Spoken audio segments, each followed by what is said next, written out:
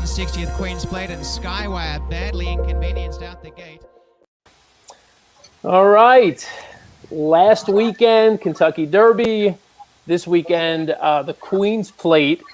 Super pumped. 2 straight days of Woodbine live action. We've typically done this show on Thursday nights.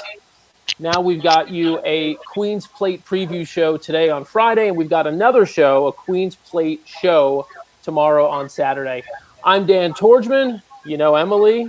Emily, how you doing? Good. Who people may not know, unless they've caught snippets of him in other shows. J.D. Fox joins us from the Champagne and J.D. show. J.D., how you doing? I'm doing well, Dan, and thanks for having me. Excited for Queen's Plate Eve today, and of course the big race tomorrow. And really, Queen's Plate at home, it's going to be interesting. Always a very formal, royal proceeding at Woodbine, and I know a lot is being made to try to take that home. I will say that I have a beef roast sous vide, so I can make some faux Woodbine roast beef sandwiches. That's the goal. We're going to see if we get there. All right. Are we going to get you to dress up tomorrow for the main show? Of course. Oh, love it. Geez, the pressure's on. Emily, of course, partner at Optics EQ and handicapper and analyst at Brisnet.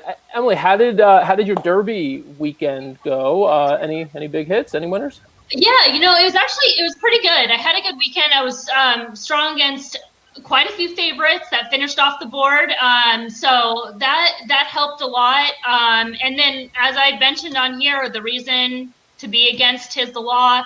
Unfortunately, I wasn't a big fan of the winner. I thought he would get the trip that 1,000 Words would have got, and that kind of went bust in the paddock. So, and I thought it was a good day of racing. Actually, both days I thought Oaks and Derby were really good days of racing, and especially from a playing standpoint to kind of have some opinions and make some money.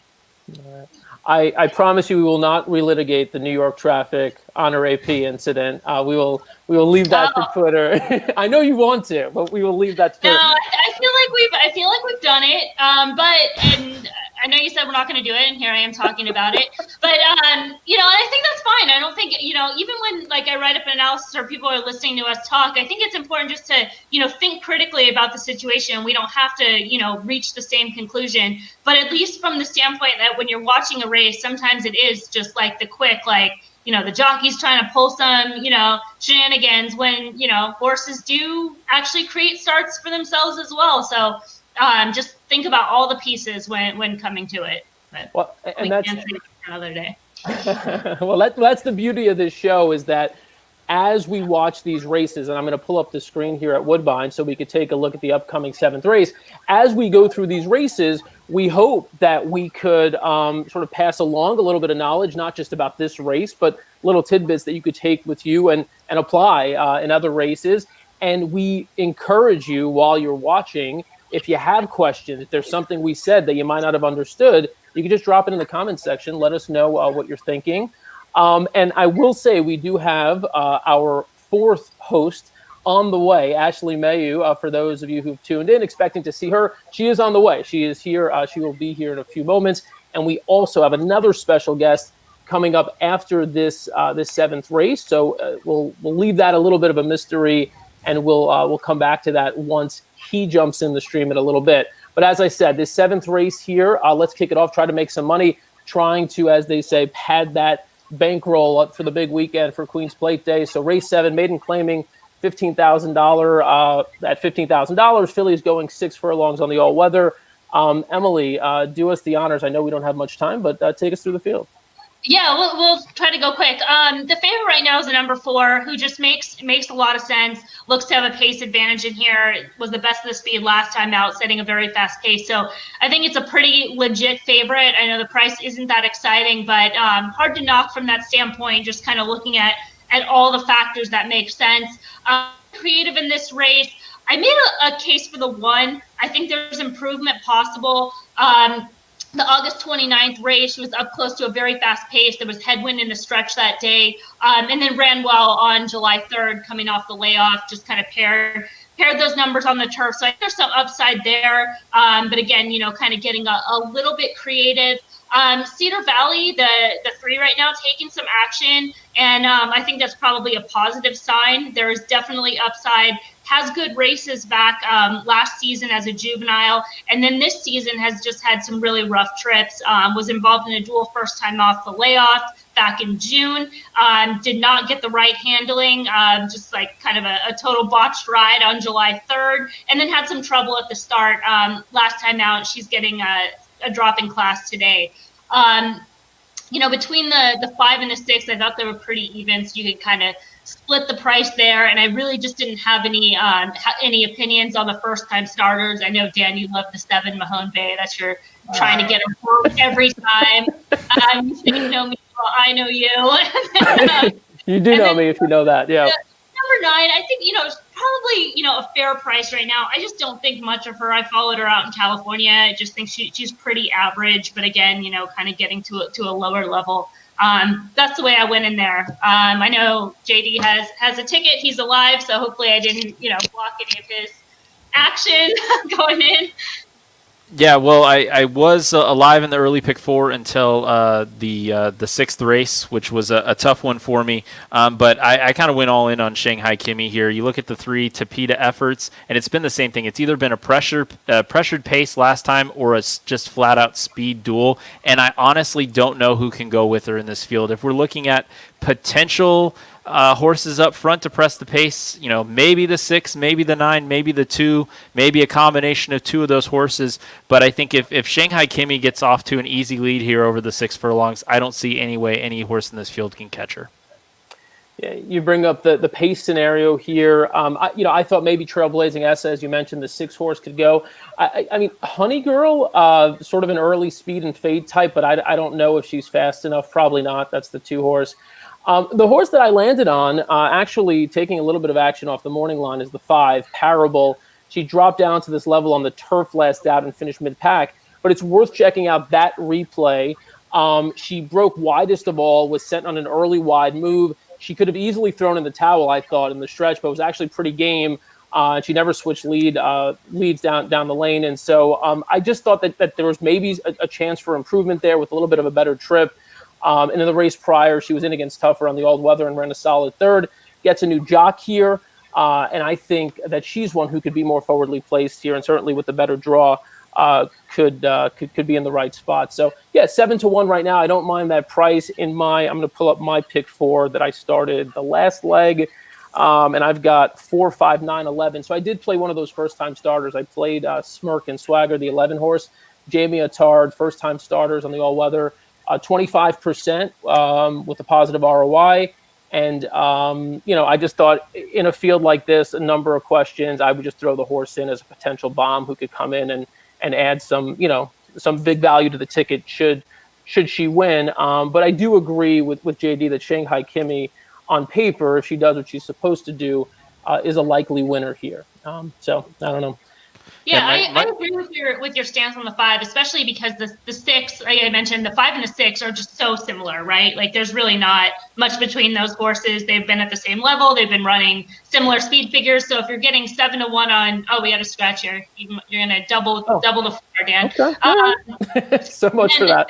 The 5 is kind of an auto play of those 2, right? The 6 kind of being a little bit of an underlay if you're getting the same horse in both spots. I'm not sure what happened. Late Stewart scratch. Look who's here.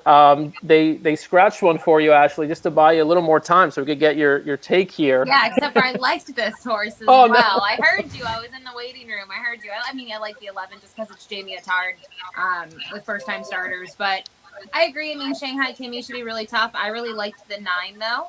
This is kind of the horse that I thought offered value. So for me, the top 2 horses were the 4 and the 9, and then as kind of underneath, I liked the 11, I liked the 5, and actually gave a little bit of a look to the 3. A couple unknowns there coming out of that race last time out. Obviously, things went amiss. You're putting blinkers on, and some of those performances, even looking at last year as a 2-year-old for a $25,000 tag and a $40,000 tag, was right there.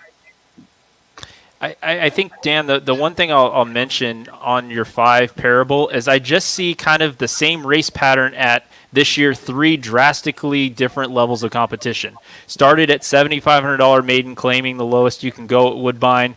Ran kind of an even second, then all the way up to 48,000 maiden optional claiming, ran an even third, and then had some trouble but ran a fifth first time at this level at 15,000. So I'm wondering if that's a horse that just likes to go up and down with the competition level and may not have that desire, at least early on in the career, to pass horses and win races.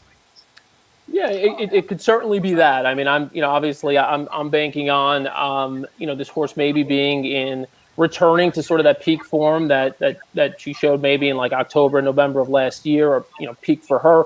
And that basically she's been compromised in those 2 recent races by tougher trips. And so, I may be wrong, but I think just visually at least, she looked the part, and I thought maybe, could represent some value here. By the way, I was looking at the wrong horse with the form from last year, but I still think she, like I said, I think that the trips maybe have cost her in the last 2. So that's where my head's at least. Yeah. Yeah, and certainly class and distance as well. Yeah, not going to talk you off on 7-1 as well. Sorry, Emily. Yeah, no worries. We're on the same page. Yeah, it was just I agree. I mean, in terms of form cycle, she was at best of the speed on June 11th, coming off the layoff. So that kind of shows some grit and kind of to step up in class off that. You can kind of see some regression and obviously a spot that was just a little bit too tough. And then the turf last time out, Dan mentioned the trip. I mean, you're off slow. You got to rush up. You're wide. That's not favorable on most scenarios, let alone the turf. So yeah, I can see it. Just want to mention real quick, we do have our special guest in the green room here. We see him. Hopefully he sees us. He can give us a thumbs up if he sees us. There we go. All right. So looks like we've got the video and audio apparently working as well. We'll bring him in right after this race. So hang with us for that. We've got Ashley back now. Hey, Ashley. Hello. One of those days. Yeah, except for I wish it wasn't a Friday that all this is happening. It's supposed to be like the highlight of the week, starting the weekend. But well, it gets better from here. We've got a couple more races here tonight at Woodbine, and then of course the big show tomorrow, our Queen's Plate show, kicking off at 4:00. Also want to mention for those looking for TV coverage, it'll be televised in the U.S. on TVG. And in Canada on CTV and TSN, with coverage starting at 4:30. So if you're looking for that TV coverage, that's where to get it. Of course, we'll be live as your second screen experience throughout on ABR, Twitter, Facebook, and YouTube, carrying you through. We'll have a special guest or 2 on tomorrow as well. And of course, we'll be betting the races. And if you stick with us here, this is the Queen's Plate preview show. We will, once racing wraps up here with race 9 tonight, we will start to dig in a little bit into the Queen's Plate and kind of give you a sense for some of the horses we're looking at heading into tomorrow. Oh, so we were supposed to look at that already? I'm just kidding. When did the card come out? I mean, you've been ready since Wednesday morning, haven't you? I have, yes. I figured as much. And with these big races, it's like you've seen all these horses, you know where they're pointed, so you kind of have some idea, and then it's just putting all the pieces together, right? Seeing where everybody fits, see how the race shape, race design, post positions, and whatnot. So it's good. It's a good race. I think it's an interesting one. It is. Watch, and as I'm looking at the border, I'm seeing 33-1 here with Mahone Bay, and this truly would be something if today was the day. This is the horse that you've talked about, correct? Over and over and over and over again. Hope Garden. That's like your second to Hope Garden. Who's racing next week, by the way? Just want to let you know. Good. I'm surprised I haven't added that one to the virtual stable. But Mahone Bay. I really just hope it doesn't break my heart right here. This would be brutal. So we'll let you hear some of the sound of the race here as they're loading in. They've got about half of them loaded in. Of course, late scratch here of Smirk and Swagger, the 11 horse on the far outside. Your favorite, the 4 horse Shanghai Kimi, I think we all agree is a pretty logical play here. My value play here is the 5 Parable, and then we've all got a little. We've got some of these others mixed into our combinations. So if it's not Shanghai Kimi, it could be a number of different things. So we'll see how this unfolds. Yeah, if Shanghai Kimmy does not break on top, I cannot begin to tell you who's going to be the leader and who might win this race. Because she's definitely the fastest, and it kind of seems like the track. I don't know if you guys kind of see it the same way. Being inside, being speed seems to be the place to be. Yeah, even kind of for a re-rally if you get caught, because I thought back in race 4, the 2 I thought was going to be the early speed, and it hasn't hit me yet. And looked to tire, ended up being the favorite at 5-2, and then all of a sudden just Golden Rail re-rallied and came up for the win. So, I think the rail's pretty good today. If you've got some speed, I think that's definitely the place to be, at least so far. Is there another scratch? Are they backing them back out? Or are they? Yeah, terrible. Okay. Well, let's do this. I'm going to take the screen down for now. We have a guest here whose time is precious, and I want to make sure that we get him in and not make him wait much longer. So I'll pull that down, and we'll bring in our guest. All right. Hey guys, how you doing? How are you, Jim? Good. I was just adding Mahone Bay to my virtual stable, so so there's no rush here. Smart move. Jim Lawson, of course, the CEO of the Woodbine Entertainment Group. Jim, pleasure to have you on the biggest weekend of the year at Woodbine. We know it's been an absolutely wild year, a difficult year, challenging for a lot of people. Woodbine is not only super active in the community, but also you've taken every measure to make sure that you've gone back to racing in the safest way possible. And that's kind of where I wanted you to just start things off, which is by telling us how we got here. This race originally scheduled for June 27th, the Queen's Plate.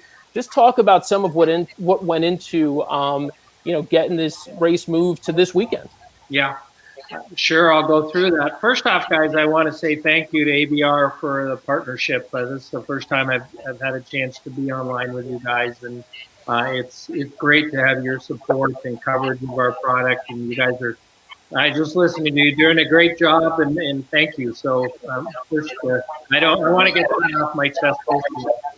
In terms of this season, it's we're in.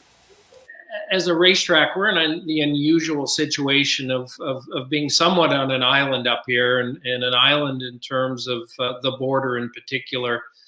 So it was a difficult situation for us to manage. We had 1,200 horses approximately on our backstretch in March, with a number of horses, of course, and local trainers wanting to ship in from Florida or Louisiana or South Carolina. There are many places, many training venues, as you know, and a lot of the Canadian trainers locate there in the winter. So it created some very difficult circumstances in terms of the 14-day quarantine that is actually still in place today, and is going to impact our field. For example, next weekend for the mile and the 2 other win and you're in the two-year-old races next Sunday.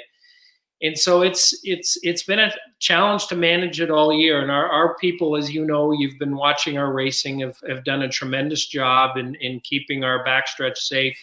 We worked very early on with the government to put safety protocols and procedures. We developed a 35-page handbook that was really leading industry stuff, and a lot of it we had to come up with because all racetracks are different as to how we were going to manage them, and every racetrack is subject to different health protocols and guidelines. So it's been a work of passion and hard work for our people, and thanks to the cooperation of our horse people in that backstretch. We've been able to keep it going since March. Generally speaking, COVID-free. Every time I say that, I get a little nervous, but it's been quite a period to get through, with our horse population now numbering about 1,800, and 1,000 people going back there every day, and they've been patient and cooperative, and so it's been a long haul. Yeah. Have you looked to other leagues, other sports, and I know you said you've taken the guidance, obviously, from health officials. I'm assuming you've done some of that as well, especially as it relates to fans being allowed on track. And obviously, unfortunately, this year, no fans at the Queen's Plate. Yeah, we certainly have had to, again, develop our protocols within the government guidelines, which right now sit at 100 people at an outside venue and 50 people inside. Now, you can go for special approvals, which we've done for tomorrow, to create indoor pods of people. So it's been difficult. So our situation is not really analogous to other racetracks and other venues and other sports, because we have a unique building, and we also have a unique sport. And in addition to that, we're subject to the local health guidelines and protocols. One of the areas that we did spend a lot of time on, and is not as successful as I'd hoped we would be, was to create opportunities for foreign jockeys and foreign trainers to come in for our big races. And I think where that took a step backwards is just when the government turned down the Toronto Blue Jays and the back and forth in Major League Baseball to come in. That felt like, well, if they're not going to let people go back and forth for Major League Baseball, they're not going to do it for us. And certainly, we then turned to trying to develop a bubble, as you've seen in the National Hockey League in both Toronto and Edmonton, to follow that. But we just couldn't get it done and get the attention. And so there's been some success on the harness racing side with drivers who have come back and forth and made the argument with the border authorities that they work on both sides of the borders, which is true, and they've had some exemptions. And together with negative COVID tests, we've been able to get some harness drivers driving on both. But it's not going to work for the jockeys, because most of the jockeys could not make the case that they're working on both sides of the border, and so. It's been difficult from that standpoint. You have gotten creative in a number of ways, and one of which, especially as it relates to Queen's Plate, is this digital at-home experience that you've created. And I want you to talk about that in a moment. But first, the horses are loading in. So if you could hang with us for just a few minutes, are you game to spend a few more minutes with us and watch the seventh? I got 100 to win on Mahone Bay. All right, let's give it a look here. They're just about all loaded up.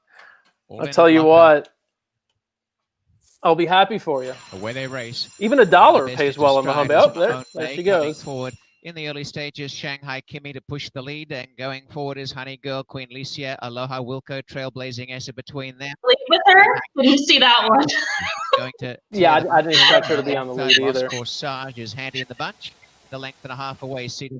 It's kind of the best strategy, to be honest. I like that. If you have a long shot, go, man. Take your best swing. Around the outside, Aloha will go from Trailblazing Essa up the rail, Cedar Valley. Giving Kimmy all she can handle up front. 23-1. Shanghai Kimmy. The 3 has horse on the rail a little bit. Yeah, that good rail. Corsage coming away from the rail, Cedar Valley finishing nicely. Trailblazing Essa getting going, but turning Shanghai Kimmy in front. Taken on now by Queen Licia. In third placing as they corner. I hear Ashley snapping. That's her 9 coming. Trailblazing Essa heads the others. 9-3. I'll just be happy if I try at this point. Down to second, Cedar Valley. That second quarter in 24. Shanghai Kimmy 2.5. Is she home though?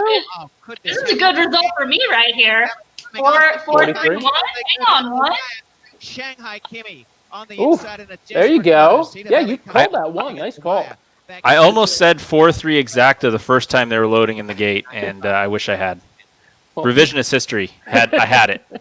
You get a few we'll just say I had it. You get a few more chances coming up, JD. Nice work, Emily. Well done.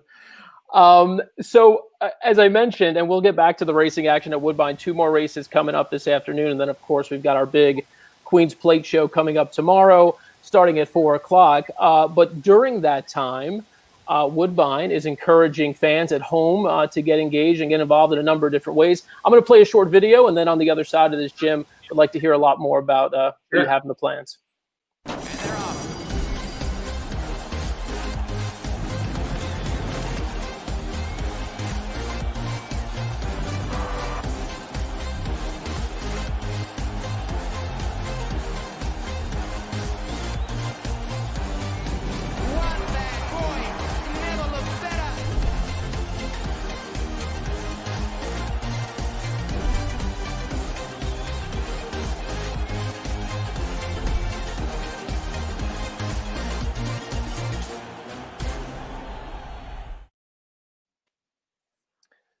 That looks really cool. Yeah, Jim, tell us about the concept and how people could jump in on it. Well, it's primarily being done through Instagram. So at Woodbine TV on Instagram, and we've been running contests for. I think one lucky winner of the contest who got in, we're taking over a 70-inch television and a meal, and I think $10,000 worth of prizes in some fashion for someone to have a party at home.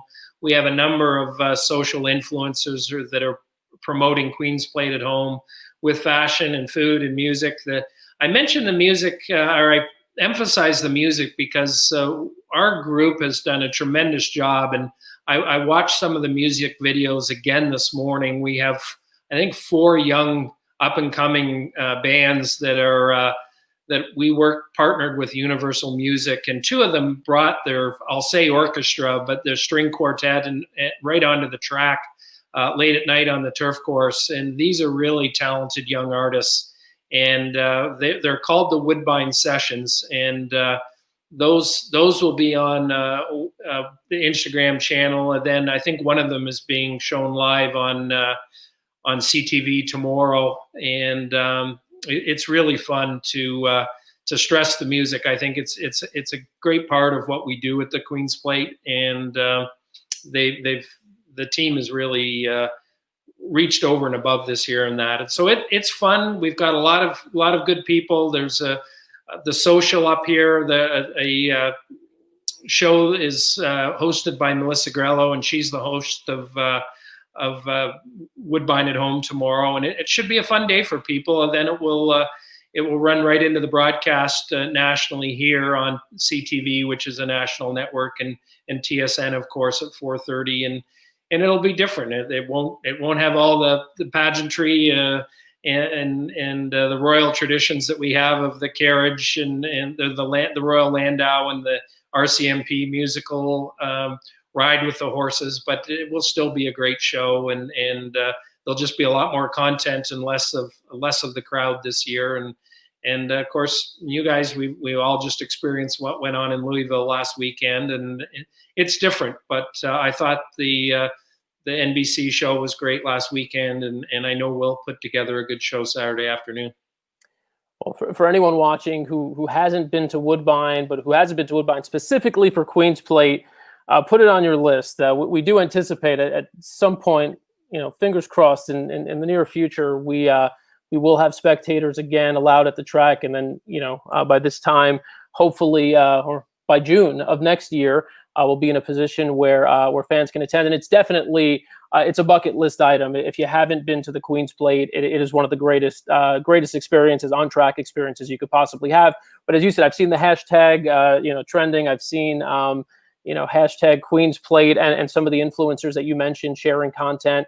So if you check that hashtag out on Twitter or Instagram right now, you'll see exactly what we're talking about. So a lot of great stuff there. And when you mentioned $10,000, I wanted to mention that specifically Dark Horse, an app that's now open and available to everybody in Canada. You download the app. There's a giveaway going on right now, in particular, a $10,000 Win with Dark Horse giveaway. And so if you're of legal wagering age, all you have to do is download the app, place a bet, capture a screenshot of a winning bet. It could be a $2 show bet. You share it on social media with the hashtag Win with Dark Horse, and you could win $10,000, which is not too bad. That doesn't seem like a lot of work to be eligible to win $10,000. Yeah.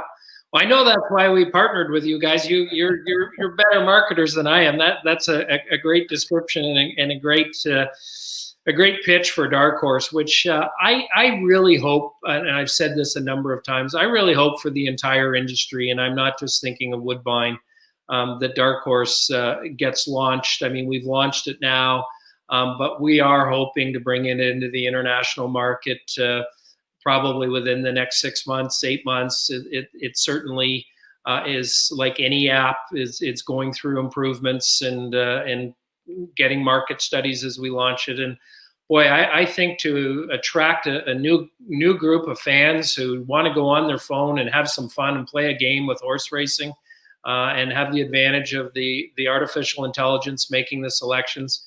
It's fun, and I really hope for the entire industry that we can partner with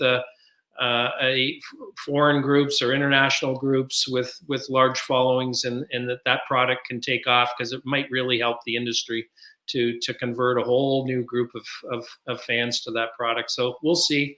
But it's a smart concept. Our guys have spent a couple of years developing it, and it's got the real foundation of being something that could make a big difference in this industry. So we'll see. I'm with you there, and again, I've used it myself. I've got there's a play mode, so I could do it in play mode from the US. I've got an Android that I downloaded it on. It's a lot of fun to use. Before I let you go, Emily, JD, and Ashley, I wanted to open up to you. I know Emily is chomping at the bit here to get back to racing. We've got 20 minutes to go until the 8th at Woodbine. But I'll open up. JD, you've opened your mic up, so I'll let you jump in. Well, yeah, I just wanted to say that it's weird that I've gone through 2020 without going to Woodbine, and I just wanted to say that I love the track and always look forward to trips to Toronto to see it, and that for a lot of people like myself in the United States, we make that one sojourn or two sojourns to Woodbine over the course of the year, and 2020 has not felt the same since. So I just wanted to say that I'll be up as many times as I can in 2021 once things clear to get that Woodbine fix. I just wanted to let you know that. Listen, I'm biased, of course, but I think Toronto is a city, you know how much it has to offer, and there's lots to do here once you do come, and so make sure you explore the city if you haven't already when you come, because there's lots to do. I split my time between Toronto and Lake Muskoka. I go up to Gravenhurst if I'm up there. That's kind of the two places I go. You don't need my advice then. Okay. Good. All right. Anything? Ashley's pretty familiar with the product. So. Yeah, no, it is really weird not to go to Canada at all right now. I like Queen's Plate. I think it's my second favorite day. I don't know if I should say that Queen's Plate tomorrow, but I love Woodbine Mile Day. It's a great day, and it is kind of like you mentioned, Jim, going to be different with not having some of the U.S.-based riders come in horses. But kind of looking at the races tomorrow, I mean, a lot of horses are still shipping in. Kind of looking even at Steve Asmussen's horse. I know she went in a different, he went in a different barn, but still good that, the American trainers can still get their horses across the border and race. So I think it's exciting tomorrow. With the race restricted to Canadian breds, it's a big opportunity for them. Whereas next weekend, which is really such an exciting weekend for us, there's so many choices for 2-year-olds on the turf and the milers. And so we've struggled. It'll still be a very good field. I think, Mark's going to have a couple of nice horses in there, and I'm hoping that Kevin puts Starship Jubilee in there, and it could be a very exciting race for the mile next weekend. And tomorrow, really wide open field. We don't.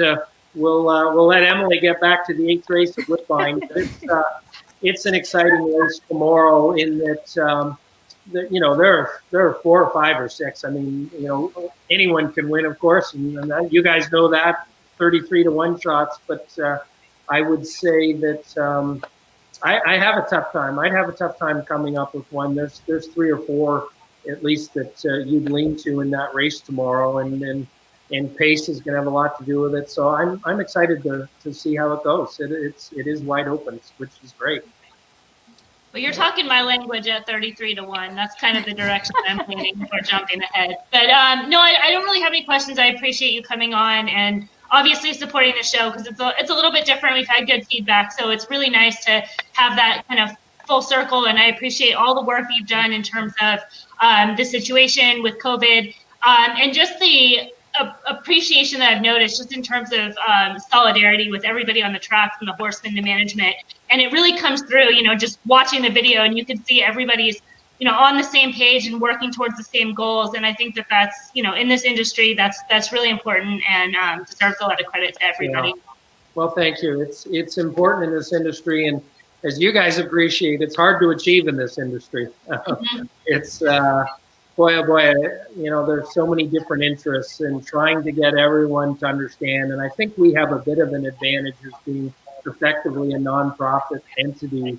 When I say that we're doing our best for everyone, we're starting to get that message out more often, and it helps because, the various factions and interests in this industry and bringing everyone together is not easy. And the fact that we've been able to do it this year, and get the trainers and grooms and owners on side and everyone's worked together for one common goal, which is to have live racing and let people earn a living is a testament to the fact that people are capable in this industry to coming together and doing what's right for the industry. So let's hope it's a pathway for the future for the entire industry. Amen to that. Jim, thank you so much for your time. 5:41 p.m. Eastern tomorrow, the Queen's Plate. It'll be televised in the U.S. on TVG and in Canada on CTV and TSN, starting at 4:30 Eastern. Jim Lawson, the CEO, the man himself of Woodbine Entertainment Group, really appreciate you taking a few minutes with us today. Thanks, guys. All the best and enjoy tomorrow. Appreciate all you're doing for us. Take care. Thanks, Jim. All right. All right. Well, that was pretty neat. And again, to just hear, I thought, it's always interesting to hear how any business has tried to get through this difficult time. A racetrack in an industry like ours, which we know already has its challenges, trying to get creative and keep the industry going, not only for people like us, because we love watching it and betting on it, but also for all the individuals at the track, from the trainers to the backstretch workers to everyone, to the owners. So it's just really interesting to hear, the efforts they've made and how, like to Emily's point, you could really feel the thought that goes into everything at Woodbine. And we're not just saying this because this is, a show in which we watch Woodbine and we love Woodbine. You could actually tell, like, this is a really well-run business, a well-run operation. And so it's really cool. It was really cool to have Jim with us to share some of that. Yeah, I think one of my takeaways was that the harness game and the thoroughbred game had some different challenges, and they had to deal with both simultaneously, obviously with Mohawk and with their primary track at Woodbine, and they did so with flying colors, as obviously on the Woodbine live show, you guys have been doing a great job covering both the thoroughbreds and the standardbreds, and they've been racing for a long time without spectators and through those challenges. So, hats off to them, and I think that was interesting that you brought that up. The other thing I want to say, too, is just thinking about it, obviously, they're in Canada. So Canada's been a lot more strict on their policies compared to the U.S. I mean, yes, parts of the U.S. are stricter than others, but Canada was really tough. And with Woodbine being so close to Toronto, they really had to step up and really make a case for why they should operate. So the horsemen there are really lucky. Absolutely. We do have some questions coming in specifically about the Queen's Plate. Our plan here is to get to the upcoming 8th race at Woodbine, cover that one, handicap it, hopefully make a little bit of money. Then we'll go to the 9th race, the last race of the night. And then once we wrap up closer to 5:15, 5:20, we'll get into the Queen's Plate a little bit.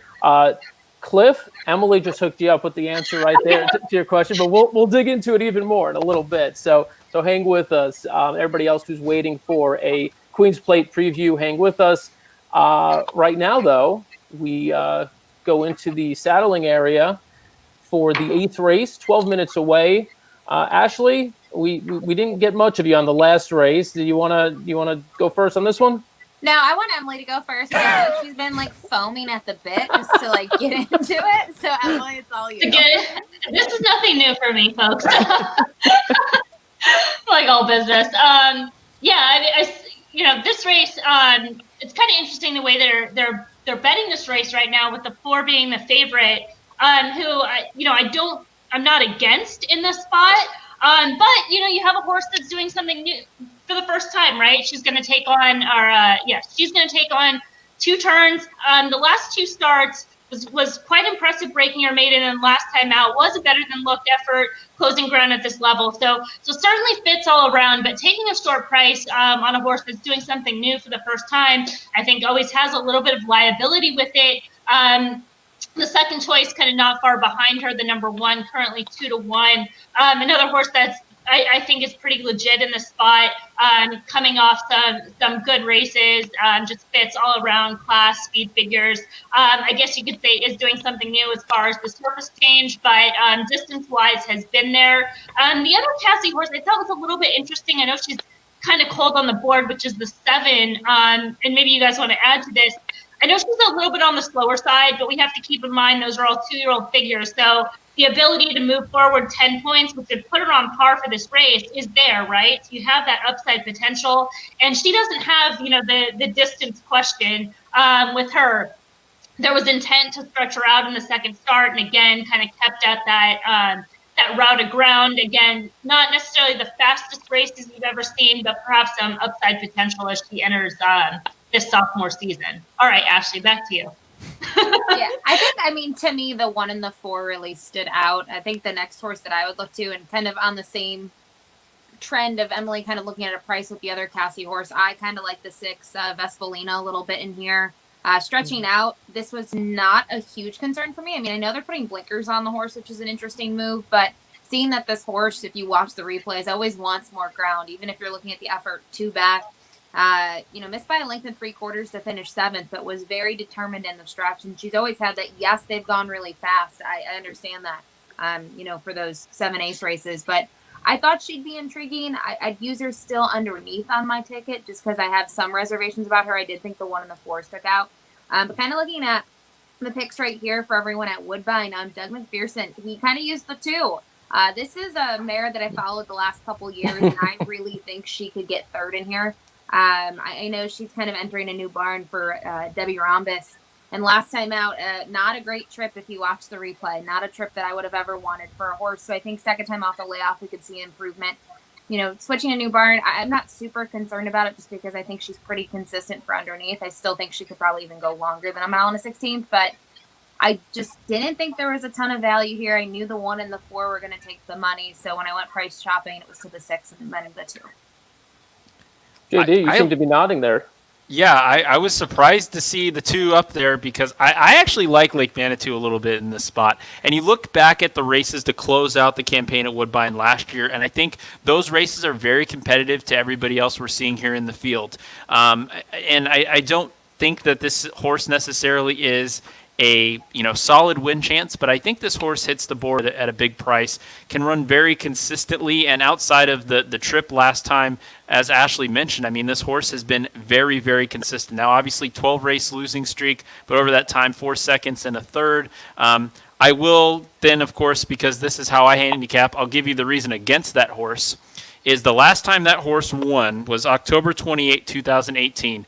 There have been 2 next out wins out of that race. Total, not winners, wins. And the second place finisher in that race, Northern Fern, just broke a 19-race losing streak, winning by a neck in a $5,000 claimer at Ruidoso Downs on August 2nd.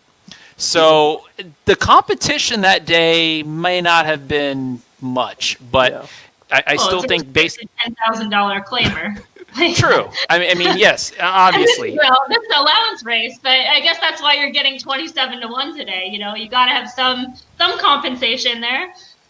Yeah, and what we have here, I think, is we've got some allowance horses that have some ability, but kind of have some unknowns or have some ups and downs in their racing patterns. And I think Lake Manitou is very, very consistent. And so consistency can get you a second or third spot at a big price, and I think a must-use horse underneath on your exotics. Yeah, speaking of inconsistency, Forest Halo, the 3-horse, I don't know. We talked about there not being much pace in this race. This is a horse who stretching out, and hasn't been, has been a couple of lengths off of 23-1 and 46-3. Maybe Forest Halo goes early. It does seem like the 6-horse. I think Vespolina will go. Blinkers coming on. Pulled up a couple of numbers with Vespolina with the blinkers on. All positive numbers for Julia Carey. Stein, by the way, Justin Stein, just last week won on 2 horses in the same day for this barn. So I think that's a positive. I thought Marwood's War, the 5-horse, was a little interesting. Gets back to the all-weather here, where she actually seems to run better, despite the fact that she's largely been entered on the turf.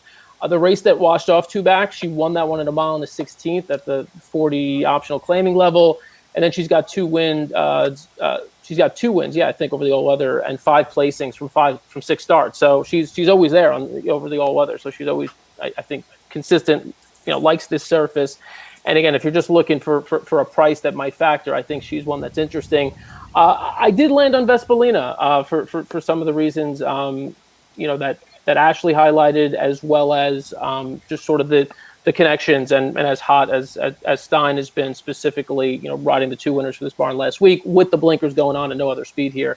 I don't know. I thought Vespolina was interesting.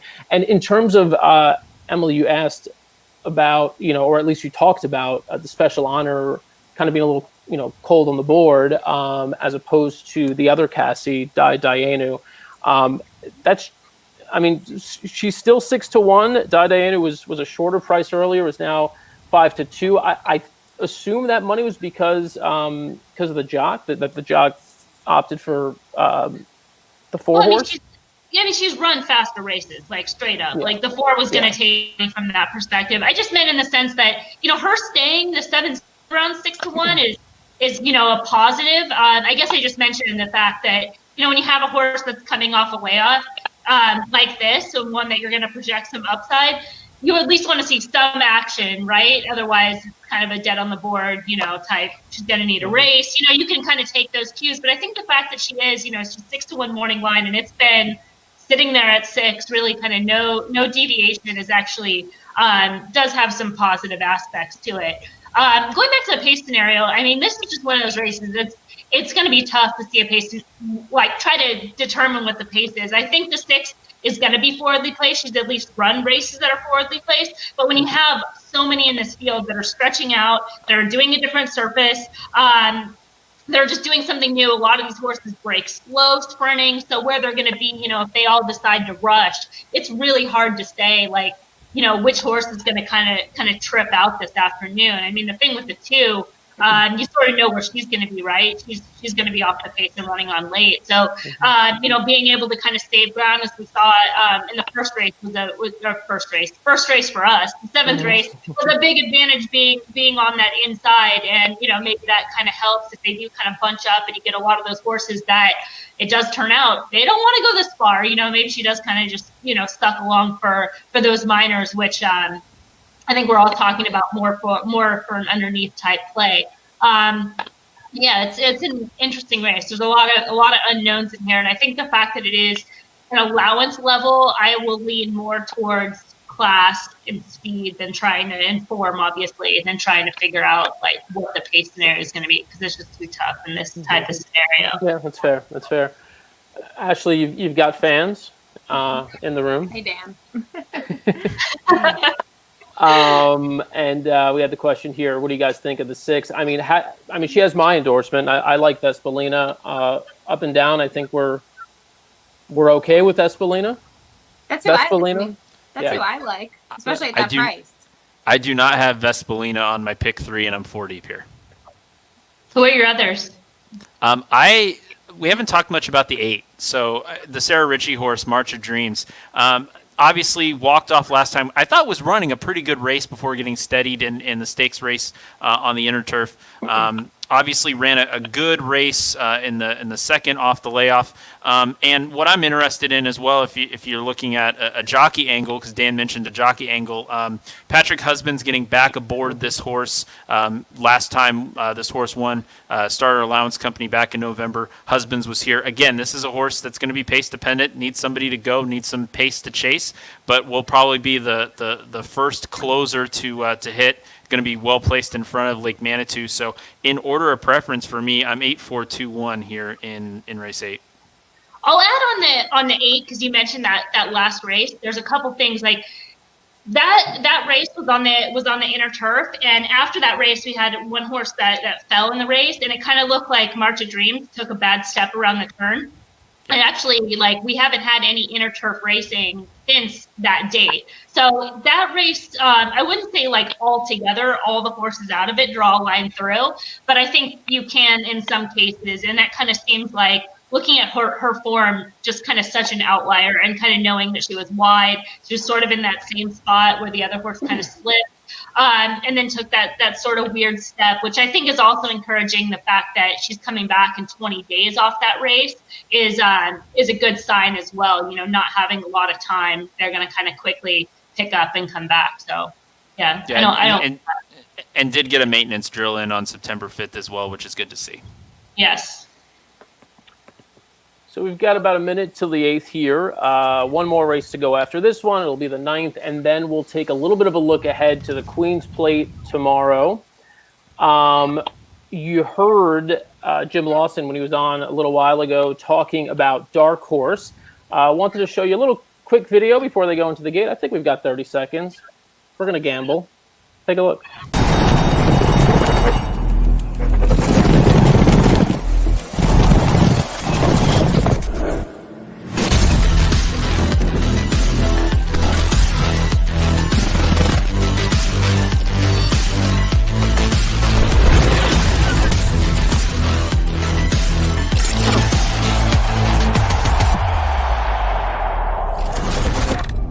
Dark Horse. Download the app today.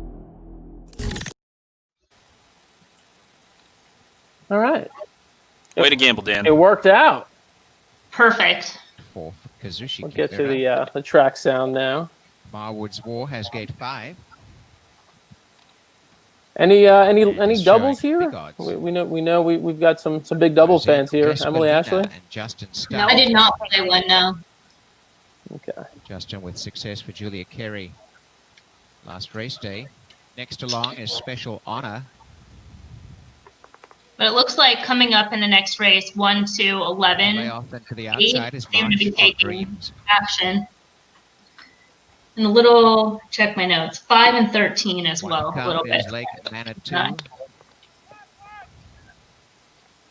Rider getting back on Forest Halo.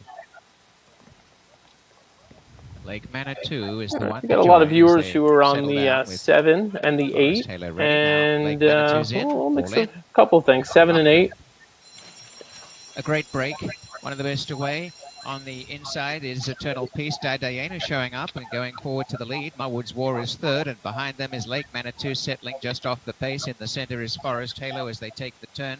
Vesperlina is on the outside, and they came clear by 2 lengths to Special Honor. A March of Dreams tucks up the rail. Diana takes control early and leads the way by a length. Racing in second spot now off the inside. Eternal Peace is not wanting to have Diana take the control of the race. They match strides beautifully. Look at that, in complete tandem.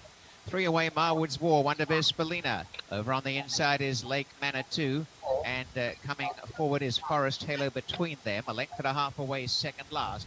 On the outside, Special Honor, March of Dreams the rail. These two playing cat and mouse tactics. It's Diana a neck, Eternal Peace prodding, and they're 3.5 to Marwood's War. Forest Halo, Vesperlina, Lake Manitou. Second last is Special Honor, and March of Dreams is last. Diana in front.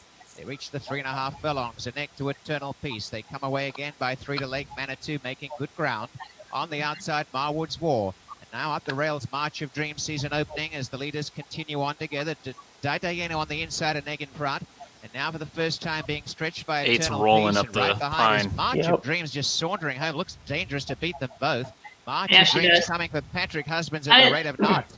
I think that inside is Eternal so Peace, good. March of Dreams coming on the outside. Marwood's War is there. Diana joined could by use March 5. of Dreams and Marwood's War. Yeah, March I think- of Dreams birth past Diana, but Yeah, Marwood's War coming in. Marwood's War Come on on. the outside for Get Hannah Come Toomey. on, Get up. line. War is Get got up. up to win it. Get up. By a good long neck. Nice. Nice one, Dan. Third, you. Diana. Behind them, Eternal Peace at Lake Manitou. 144.48.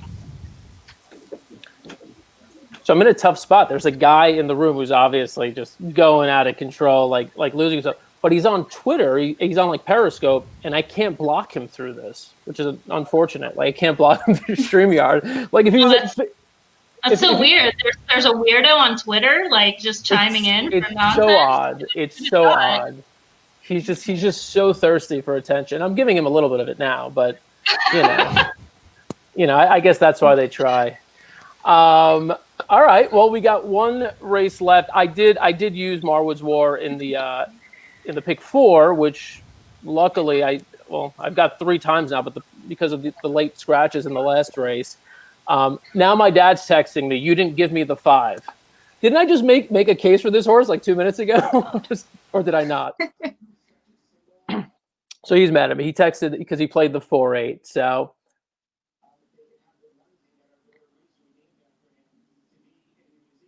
all right, 5, 8, 4.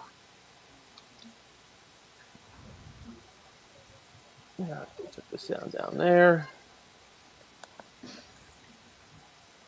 All right, so I mentioned it a few times. If you're just joining us now, this is day 1 of 2 of our Queen's Plate coverage. Tomorrow, live 4 to 6. Ashley will be leaving us tomorrow. She's got her Saturdays planned already, and we came in too late with the request. But we will have Ellis Starr from Equibase joining us. It'll be me, Emily, and J.D. for our full Queen's Plate show tomorrow. That starts at 4. And as I've mentioned here, Queen's Plate will be televised on TVG, and then if you're in Canada, on CTV and TSN. So I guess we could start looking ahead to the last race of the day, race 9. It's a pretty big field, 6 furlongs on the turf, $15,000 non-winners of 2. Kind of a mixed bag here. Real mixed bag. I thought it could be. If there was one race in the sequence, I was gonna assume we might get a price. It was the last race. We just got one here. Maybe another one on tap. JD, do you want to kick it off? Yeah, so I definitely think in the multi-race wagers, which we have no availability left, this was a race where you either needed to spread or you needed to take a stand, and I decided to take a stand. I singled in all my multi-race wagers the 11 Purple Scooter. I'm of course out with Marwood's War winning in that one, but I do think we have a likely leader and somebody that the connections. Now we've had 2 sets of connections try to get this horse on turf, so obviously they're seeing something in the mornings that leads them to believe it. Now, the one interesting thing with that is it's been a consistent dirt training pattern since the start of the year on the dirt course at Woodbine instead of training on the synthetic. So, lots of kind of mixed messages, but we look at the maiden victory back on June 6th. I think a repeat of that effort wins this race, and I think it's the best mark of anybody in this field. So I'm really hoping that the 11 doesn't get too much pace pressure outside from the 13. I think that's the other likely pace contender in this one, but I am looking at who could lead this race and who can lead them around, and I definitely think the 11 Purple Scooter can get over, and hopefully pick up the victory here. Yeah, from a pace perspective, I was also looking at the one potentially has shown speed that I think, especially from the rail, could be competitive speed. And then I thought maybe the 7 and the 13, I believe, as you mentioned as well, with some speed as well. We'll see. I mean, if they all go, obviously that compromises Purple Scooter a little bit, but I certainly get your case for the horse as well. Emily, what do you think? I mean, in terms of the pace scenario, she's got to kind of go from the outside. Currently, the opened up as a favorite right now at 5 to 2. The 2 and the 13 are just as fast as the call, which kind of creates a tough scenario because you have an inside horse that's fast and a far outside horse that's fast. So both those horses, inside outside, are going to have to gun it sort of to establish their position. 10 has some tactical speed as well, that not necessarily need the lead. As far as the 1, I think this is a great price on her. I'm also a bit of a sucker because I've been chasing her the entire meet and can make an excuse for every single race, which is not necessarily my favorite angle. But if you're going to give me a little bit of price compensation, I'll work with it. The race coming back on June 6th this year was a really sneaky good effort. She just kind of didn't really find her footing out of the gate, was wide, and then hit her best stride late. It was actually a really competitive effort despite that 7th place finish, and then continued to gallop out really strong. And I think they were looking to put more speed into her and just went a little bit too quick, too fast on June 27th, just kind of zapped her that day.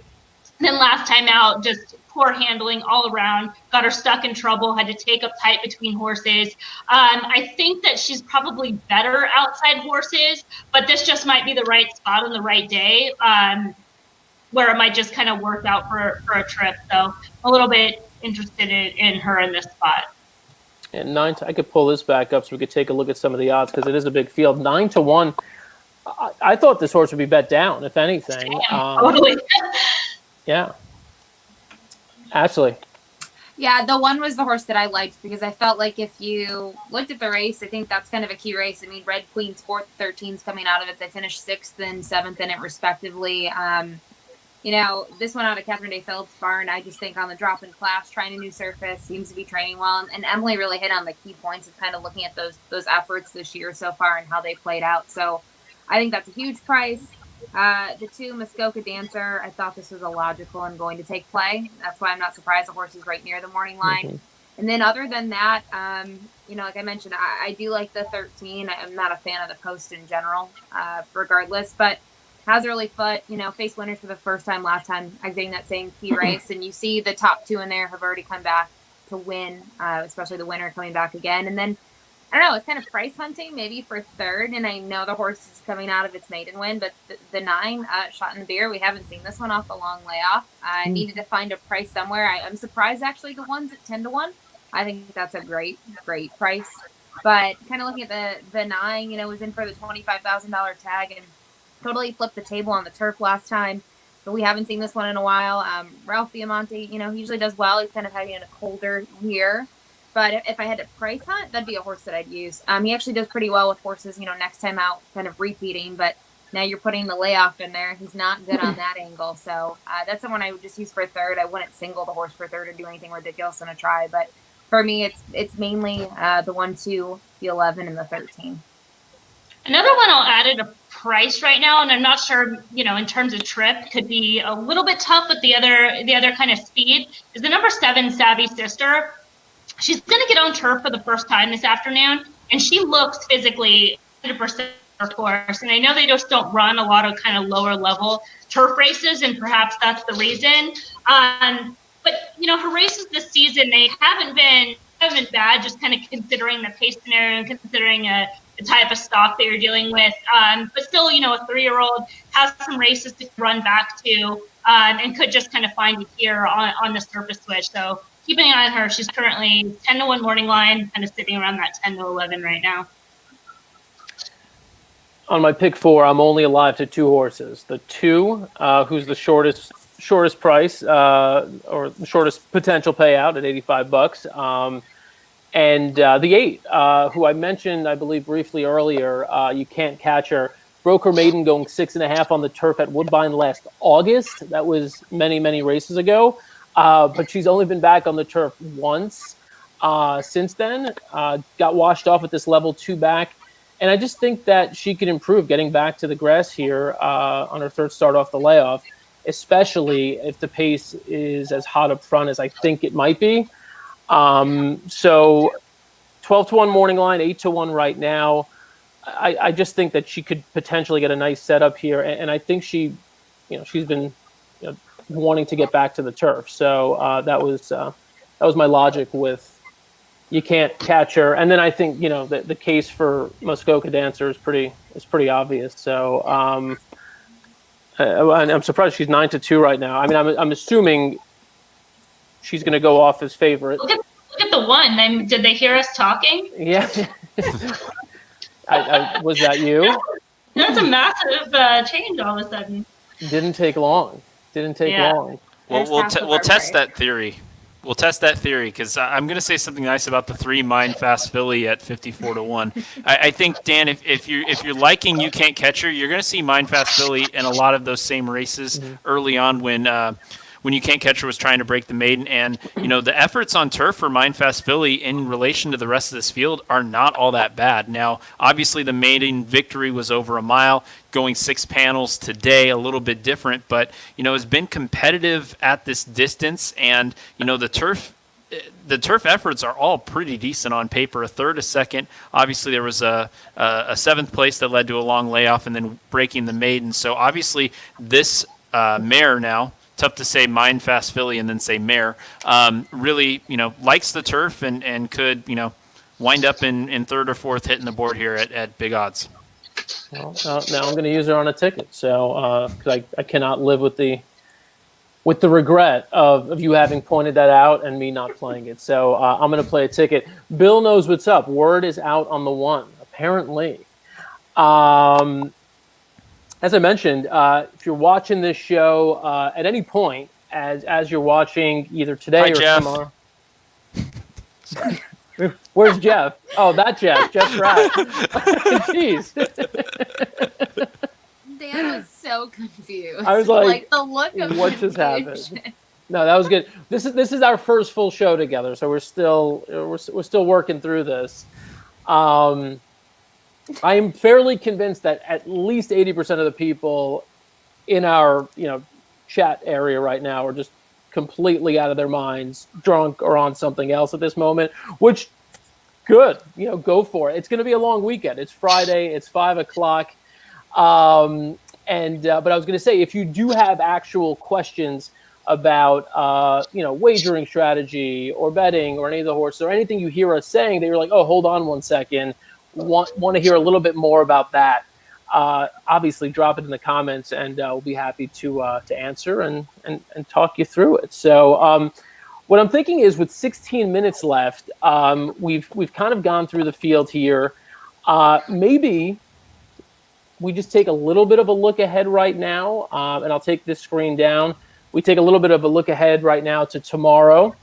We don't have to, cover the entire race right now, obviously, and then we'll come back to watch the finale at Woodbine tonight. So, tomorrow 5:41 Eastern, as I mentioned, the Queen's Plate will be up live throughout, starting at 4:00 tomorrow.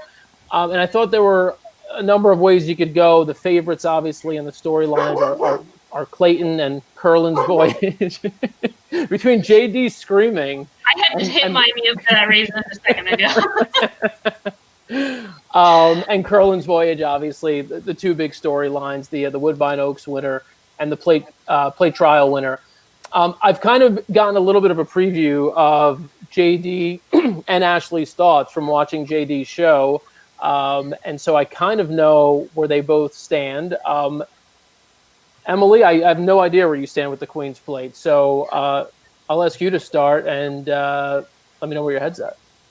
Yeah, I think the race is pretty obvious. You kind of have to start with Curlin's Voyage and Clayton. And I have a hard time, honestly, splitting those two horses. I think that they're both, they make sense in this spot. Curlin's Voyage, she was just so much the best in the Oaks. Looked that way on paper, came out that way on the track. It's just unfortunate for her. She had to run such a hard trip in order to get that win, despite being best. And you kind of wonder in terms of, that was the angle with Tiz the Law last week, right? Doing a lot too soon, and then you see that regression on the track. So I have that kind of slight concern with her, that even though she fits, she did have to work harder than necessary. 28-day turnaround still makes sense. Clayton, he's just fine, right? He's been solid throughout this season. I just have a hard time, just being, really kind of strong on either one of those horses. And so, because I think that they're both usable, you kind of have to, they just kind of stand out in this spot. I'm not really interested in trying to beat them with the horses that have been running underneath of them. That just doesn't seem like a great strategy or great value from that perspective. So I'm going to go completely in another direction and just get crazy and hope for chaos. So I'm looking at number 3, Belichick, who's just an up-and-coming horse. I think he's improving. I think he's coming in this race, right place, right time. Has tons of stamina, should have tons of fitness off the wide trip last time out. He finished, Ollie's My Boy was able to pass him. Ollie's My Boy is another horse that just is really sharp. He's been really good this entire meet. They've obviously nominated him, so they've had this race in mind. Just what I wrote in the comments, my one concern with him is he just doesn't get out of the gate that well. So he's going to have to, if that happens again, which, that's his habit at this point. He is who he is. Comes from well off the pace. He's going to have to get a trip but I'm not going to not use him for that perspective. And then a really crazy horse, the number 11 FF Rocket. It's a horse that, I mean, if you just look at him on paper, he's slow. Like, I can't, he's slow. Like, that's the way it goes. So you've got to project that he's on the improvement, and he might just be. I mean, he was running in really good races down at Oakland Park. Those are really solid fields. Throughout that season, and the last time out, it was not the strongest field at Presque Isle Down that he beat, but he did it in a really kind of a nice way. Just the way, like when you're looking visually, a horse that could, have some upside. He's 50-1 on the morning line. It should not be any shorter than that because he has so much to overcome. But just in a race where it's like, I just don't trust the shorter prices. I don't want to go to the horses that have been running underneath of them. Going outside the box, those are kind of a couple ways I'm going to lean. I love that you threw out a number of huge prices and you did not mention the long shot that I think is going to win. But I'll leave that. I'm going to leave that as a little tease. And I'll tell you why he's not. I'm going to leave it hanging out there for a second. I'm going to circle back. When I mentioned earlier that I know Ashley and JD's thoughts, it's from the Champagne and JD show, which you should watch every week and check out if you haven't watched this week's show. Really insightful, good stuff. And they had a discussion about this race in particular. Ashley, start with you. You like a horse on top who I like as well. I'm not overly excited about the horse, and the horse is 5-1 on the morning line. And at a price like that, I'm just not super excited. But go ahead and tell us who the horse is. Thank you for that beautiful introduction. Like, you like the horse a lot. I think the horse is probably going to win. Honestly, I think your horse is probably going to win the race. But I really like the 6 Halo again. This is a horse I've liked. Thanks, Dan, for the. I just think kind of looking at his races, and I'm going to take a little bit of a different stance. Yes, Clayton beat him last time, but I thought kind of the stretch run from him, at least I had some, thoughts that he looks like he's gritty enough. He showed a little determination, tried to kind of kick it back into gear, just was second best that day. Looking at his races, I thought the Queenston, he beat Glorious Tribute, who's in here, I think the 7 horse. That was 1-7/8 and got a beautiful trip and everything panned out, but a pretty nice win from that longer layoff just because of COVID. Came out of the Jeff Ruby Stakes where he finished 4th. Fine Field Pass, who I think is respectable if you're kind of looking at that race and trying to take key takeaways from it. But for me, I just think kind of looking at the plate trial, I didn't think it was a bad performance. I just, just because he got beat, I don't want to take anything away from him. I've always kind of been on this horse for a long time. And I'm also kind of looking forward to seeing where he goes, because if you look at last year where Tone Broke had issues and, bumped into a horse out of the gate and still kind of finished in the top 4 in the Queen's Plate, then went to Fortieri for the Prince of Wales. I have a feeling that if this horse kind of does the same thing as Tone Broke or better, we'll see this horse kind of go on in the series, which is always something I'm looking forward to. But I think he can improve. This is only 3rd time out since March. Not all the horses in here, but a couple of them. You look at like Holyfield and others, they've had more starts kind of since racing's resumed. But listening to what Emily said, that gave me some confidence. I thought Belichick was an interesting horse to use underneath. Looking at kind of price horses and where I was trying to find value. Yes, this horse is a maiden, but I think he has a ton of upside for all of the things that Emily said. And I think, if you like Belichick, you probably do like Ollie, my boy, off that last race. But my biggest concern is the same thing that Emily kind of said. Like, both of these horses don't like to break very fast out of the gate. They've both been off slow multiple times. But no, I'm not on the FF Rocket train, but I agree. I like Belichick at a price. JD? I think the story, you mentioned a couple stories. I just love the story of Holyfield. We have a horse that was named Holyfield because the mom at like 2 days old bit part of the ear off the horse. So the horse is missing part of its ear, and that's the name Holyfield. I didn't know that. That's phenomenal. It's really good. And I do like the maiden effort for Holyfield last time. I'm not putting Holyfield on top, but I do think Holyfield's a contender. I'm kind of in a similar boat, obviously, with Halo again. It's my top selection. The one thing I will say, and it's one of these curses we have to get over, it's the Coronation Futurity curse. We have not seen a lot of success in the Queen's Plate from Coronation Futurity winners in recent memory. And obviously, when you're looking at Halo again, you're really hoping that that Coronation Futurity race is in there. So, you're wanting to get back to that. And obviously, and Ashley touched this as well. I mean, I loved the performance last time out, falling to Clayton, just because there was that extra little drive, looked like a re-rally back inside. The distance is also the other big question here. 1.25 miles, probably the top of what Halo Again can do, and might be above what Halo Again can do, but we're going to find out. But I do think there's a lot of upside, third up off the layoff, and a little more lightly raced. And the one thing I will say about Belichick, kind of going with what you guys were saying, is if you watch that big Ollie My Boy maiden victory back on August 1st, you'll see that Belichick's winning the race. I mean, winning the rest of the race, because that was just a freak performance by Ollie My Boy. I'm having a hard time figuring out if Ollie My Boy can repeat that performance, just because it was such a big middle move and then a continued drive. I really think that, for all intents and purposes, you can almost kind of count Belichick as a winner there, because he was much the best against the rest of that field. It was just a freak performance by Ollie My Boy that particular day.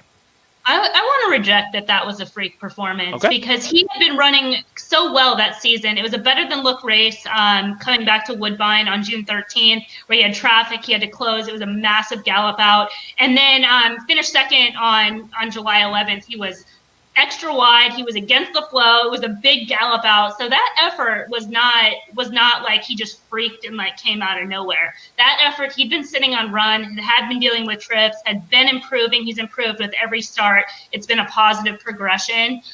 So I think he can easily repeat that last race. The question is that good enough? Because it's not as fast as some of these other horses in here. So I don't have any issue with him being able to, if you want to call it, that effort was a freak effort. If he repeats that, it just might not be quite good enough, and he's going to have to get a trip if he breaks slow. But he can run, and I think he will give an honest effort.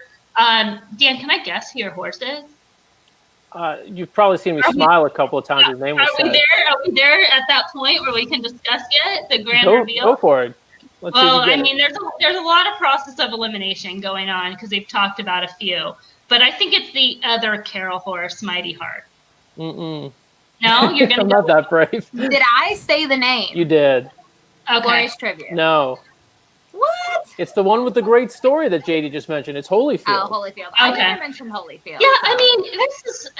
I don't know. I mean, I last time. Tell me why you hate him, and then I'll tell you why. I don't hate him. I mean, it's just, it's kind of the same thing. I mean, it's fine. He's been kind of improving with each start. But I mean, none of those efforts have been really exceptional efforts. And even his maiden win last time out was just a perfect trip. It was a blanket finish. Blanket finishes historically, they can be hit or miss just in terms of, what the quality is. But again, I mean, really my opinion in here is I think that the favorites, while they make sense, I don't totally trust them. So I'm not going to knock anybody that wants to kind of think outside the box and come up with a horse, because it could just come down to the horse that's going to get the best trip and having the best day that is going to win this race. That's just sort of my feel on it.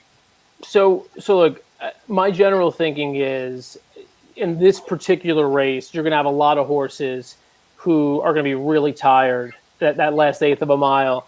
And what I wanted to find in looking at replays was a horse who I thought, without a doubt, would have a shot at this distance. And I think looking at, it's not even so much the win last out that I was excited about. It was really the races 2 and 3 back, looking at how Holyfield's finished up.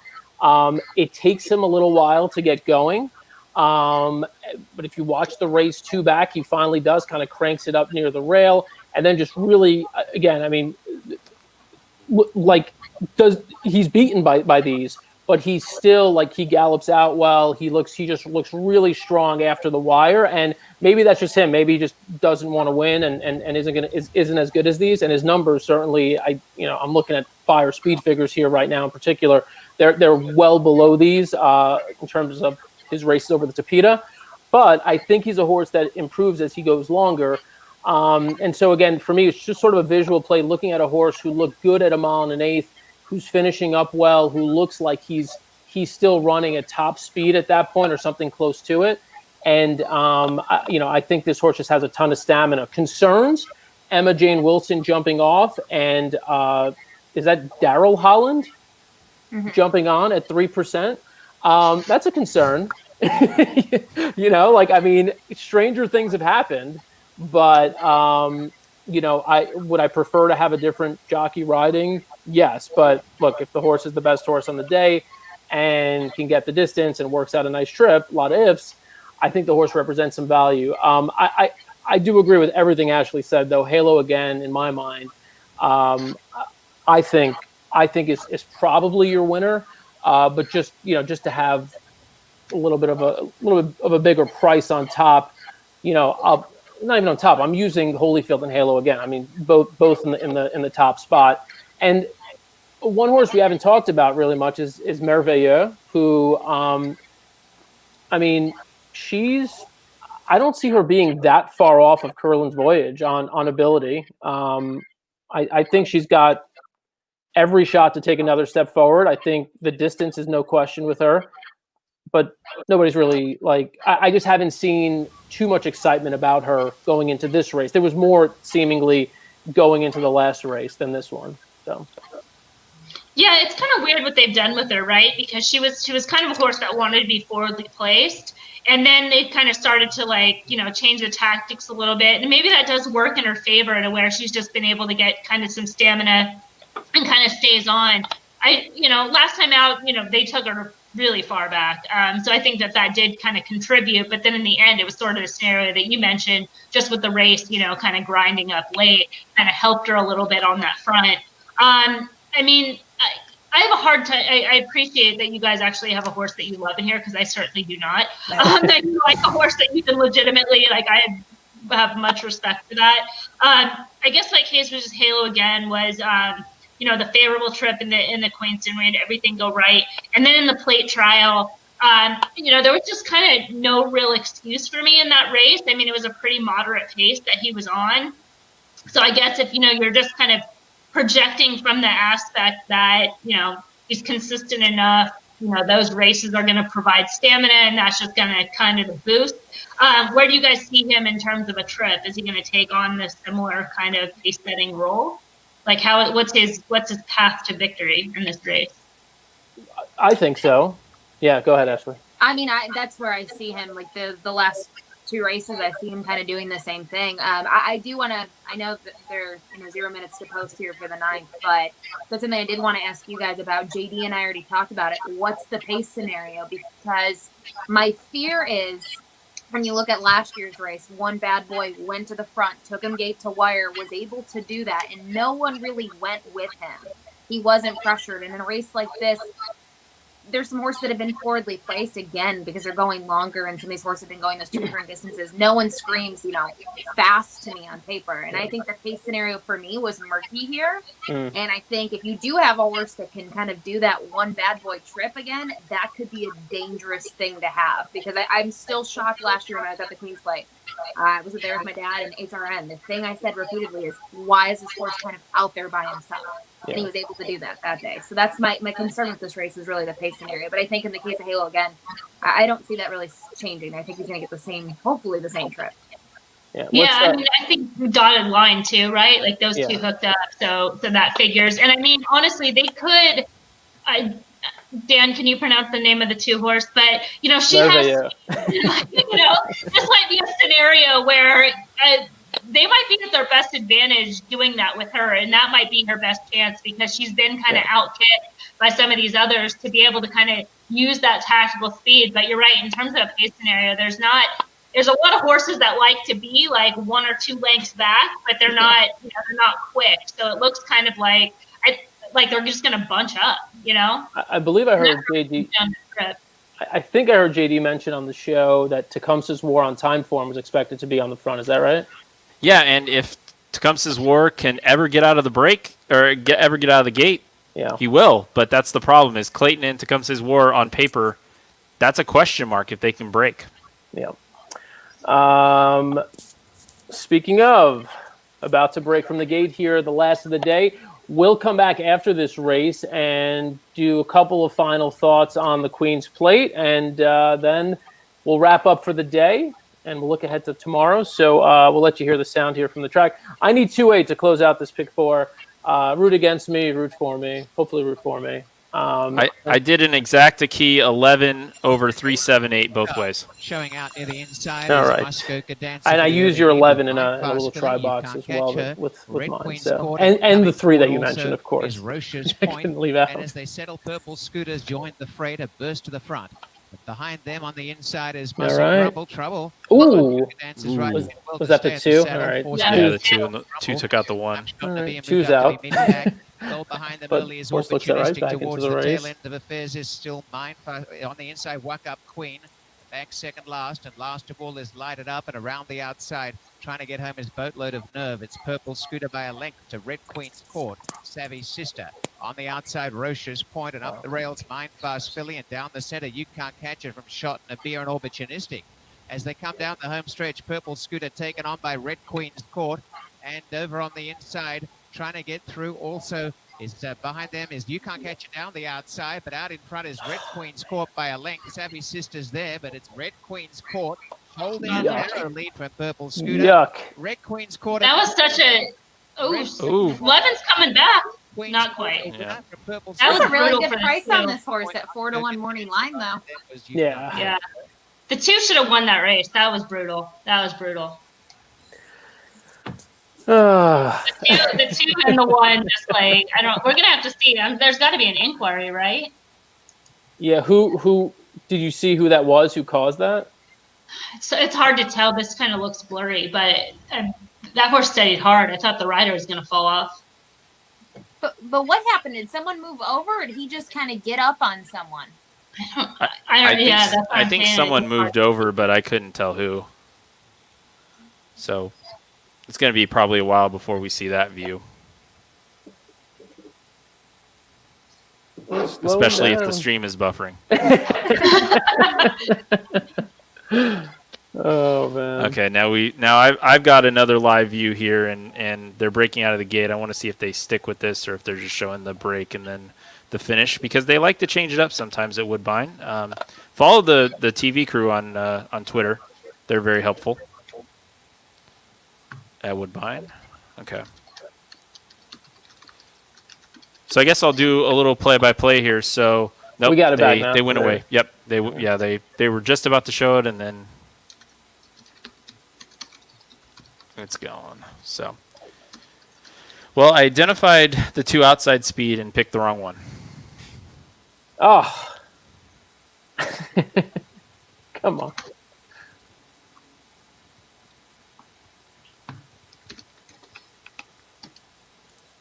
I feel like it's always like the last race of the day that I have to do trip notes for. That's like, oh, cool, we're going to spend 30 minutes on this race. That's what I felt like doing right now.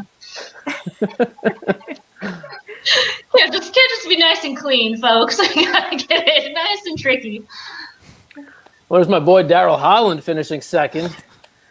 Yeah, that's a sign for you. Oh, also going back to that, I know you lost some confidence, but then again, I mean, Emma's going to Tecumseh's War, the other Catherine Day Phillips horse. So, Right. you got to make a decision at that point. So maybe she's, I mean, I know you're losing confidence, but. Well, that makes me lose even more confidence that she went to, that she's going. Well, she's been riding the other one, right, for quite a while. I think a little bit longer. No, isn't that? And wasn't that at the one race? point, I will say Daryl did ride Tecumseh's War, so it's just.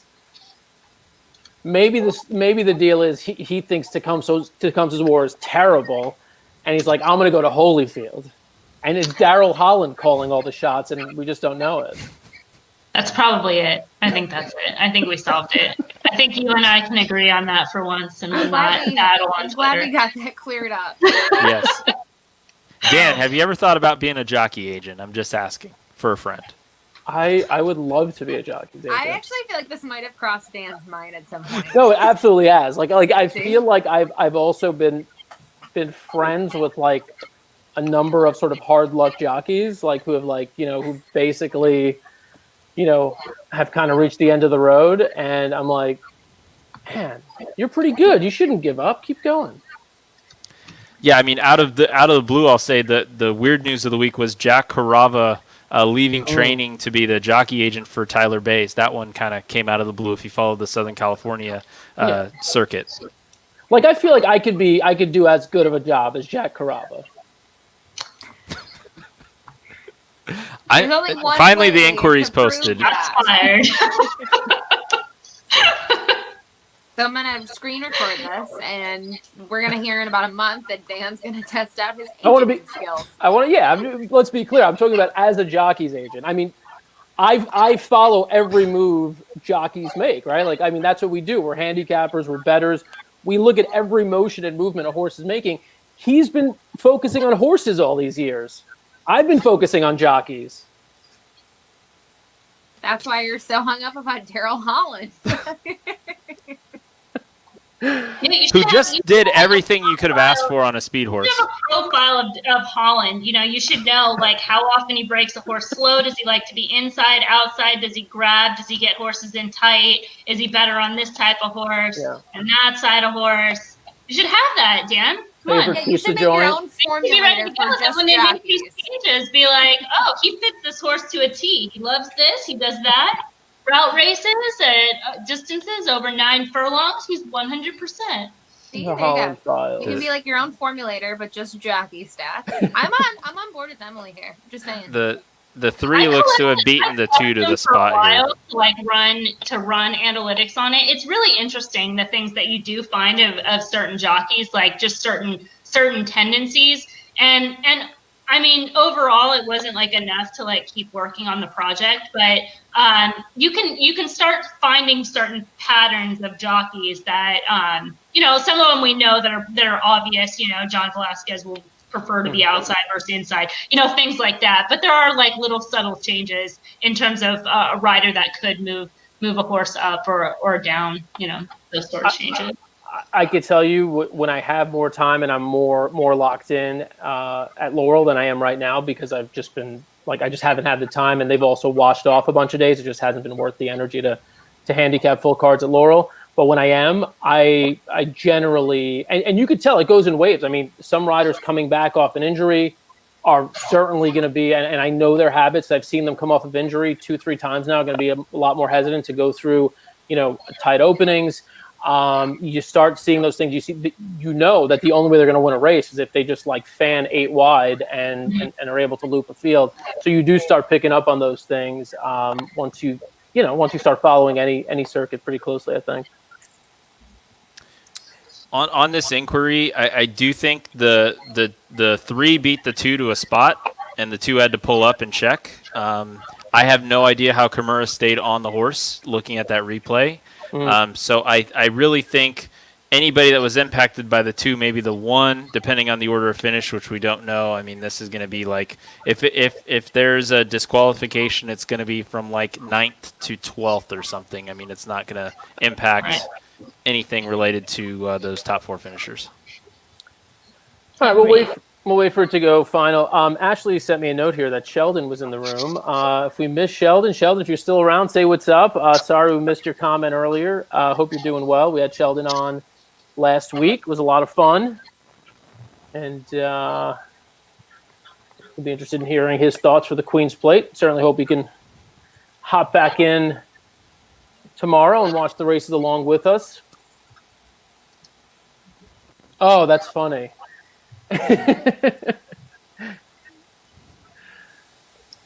All right, so we're still waiting for this.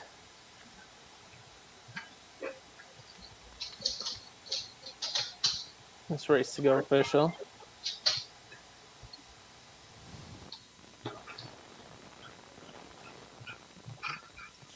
Emily, is there anything else that stood out to you on tomorrow's undercard that you really like? There's one spot. I think maybe it's a little bit of a risk, but I think it's probably it could be worth it. Is a Flake Catherine? Where is that race? Is that the 8th race? The 8th race, the Bison City Stakes. A Flake Catherine is going to be a really, really, really short price in that race. And I think she could be a touch vulnerable in that spot. And again, it's like the same kind of form cycle angle with Tis the Law, where you have a horse that's been, she had two really good, she's a good horse, like straight up. We'll get that out of the way. I think she's good. But she had good setups in her first two races, going 7 furlongs. And then it's a big test, to go to Stage Company and to go long for the first time, which is what she did last time out. And she ran really well. So it's just a case of, is it too much on an individual? And now that she's going to come back in the spot, she's going to go long again. I understand, they're going to, why they would put her in this spot, but it could be a case where you're going to have a really vulnerable favorite at a short price, because on paper she looks kind of like a cinch, right? She looks really strong. Like, actually, picture's covered by a dog. I just looked at it like, what? Okay. Yeah, she looks like she's like a total standout in that spot, and is going to be bet accordingly. So I think if you kind of take that perspective, you really want to gamble. I think, some of the other shorter prices, make sense. Maybe that's one that if you want to get creative and mess around with it and try to catch a price in that spot. That's one thing that I'm just kind of looking at in terms of playing the card. Yeah, I kind of agree with that. I mean, I just think too, just seeing 4 to 5 on the morning line is just something you never want to, go for. But I do agree that kind of staying at the longer distance and looking at her performance last time, first time going out long, maybe she is kind of vulnerable. I actually thought, that stake sequence, I know the King Corey's the second race, I believe, on the card, and there's a lot of maiden races, so there's obviously potential to get prices, but I actually thought races 8, 9, and 10, it could be a really good betting sequence. Even looking at the Canadian, get the Chad Braun horse, King Beaver Park, I mean, coming off the long layoff, probably going to be a short price. I mean, she's really talented, though. She's a grade 1 winner, so can't take that away from her, but maybe there is some price shopping to do throughout the card. You mentioned the King. You mentioned the King Corey, Ashley, and Emily brought this up earlier that the inner turf course has been out of commission for a little bit. That's going to be the first race back on the inner turf course, and I do like a price in there in the 7 Cajun Casanova coming up from Monmouth. They're going 5 furlongs, and really I think this horse can just sit off the pace. I think obviously Francatelli is probably the likely pace setter there, but I think Cajun Casanova can just sit just off the horse's back, being drawn outside of him, and make one run late to pick up the pieces there, as he did back in at Gulfstream Park in the Texas Glitter earlier this year. Ashley, since you won't be on the show tomorrow, do you have do you want to leave Halo again as your play of the day for tomorrow, or anything else you want? I honestly, there's still some, I'm an exotics better usually, so there's still some construction I have to do for tries and stuff. Just like I mentioned, there are a lot of maidens throughout the card. But to me, I really liked the Queen's Plate. I thought it was an interesting race to handicap, and kind of what Emily said. She's going for some prices. This is a race I think is pretty wide open. You see Clayton and you see Curlin's Voyage. 2 to 1, 5 to 2 on the morning line, respectively, but from a betting standpoint, I think this could be wide open. And I also like the Canadian. It's the only graded stake on the card. And looking at there, it's going to be an interesting race to see if Theodora B does go here instead of Kentucky Downs, and what she's going to do coming out of the mile and quarter race in the Dance Smartly, where she went to the front and she stayed there. I don't really see that kind of happening. I mean, she kind of went pedestrian in there. But Elizabeth Way, I was disappointed in last time out. Maybe we'll have a rebound. And the horse that I'm probably most intrigued by, this wouldn't be my play of the day. I'm still going with Halo again. That's what I'm waiting for. But Amalfi Coast, I'm going to use on my tickets. I kind of think stretching out, getting back on the turf, that might be the right move. And just looking at the trips that she's had, she's had some work that she needs to do, but I just think going longer on the turf might be the right move for her. And you can kind of see she won at 1 mile and 1/8 on the grass before. And I thought 6 to 1, I'm hoping she stays around there. That's why I'm kind of intrigued, because I think in the nightcap, Justin Stein rode the winner, right? We've been talking about this, how Justin horses just in general have been getting kind of bet down sometimes. And today it hasn't happened as much, which I like. But I'm hoping, she stays around 6 on morning line. I thought that was a decent price on her. Hopefully she even floats up a little bit, depending on what happens with Elizabeth Way. I thought she'd probably be second choice in there, and she's second choice on the morning line. And then Chad, I've said this a couple times now, and JD and I talked about it. Chad off the long layoff, and he wins at 30%, and he loses at 70%. I'm kind of looking at that statistic, but I think horses on the grass on a long layoff, it's always, in general, layoffs concerning. I think with Chad, it's a little less concerning than other trainers. But, you know, you haven't seen her since October, and yes, she won 2 grade ones, but always price shopping. So that's why I went to Amalfi Coast. We're playing against Canberra Park. Don't worry. I don't like 9 works. 9 works is a little much for me personally. All right, so we'll get into a lot more tomorrow. Coverage kicks off at 4 o'clock on ABR's Twitter, Facebook, and YouTube channels. We will have Ellis Starr joining us from Equibase as well, so we'll have some more input from him. For JD Fox, Ashley Mailloux, Emily Gullikson, I'm Dan Tordjman. This has been Woodbine Live. We'll see you tomorrow. Hi.